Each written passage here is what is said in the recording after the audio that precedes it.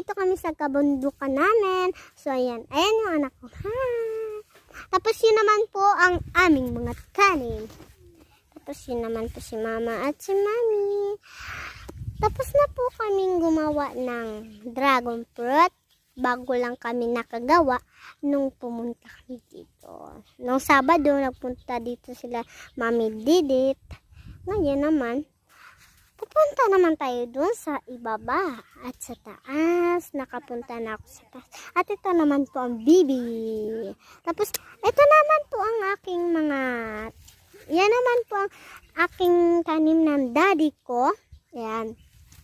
May saging, may kalamansi, o anami, di ba? Lahat na lang. Lahat na lang nakikita. Tapos ito may saging, may kalamansi.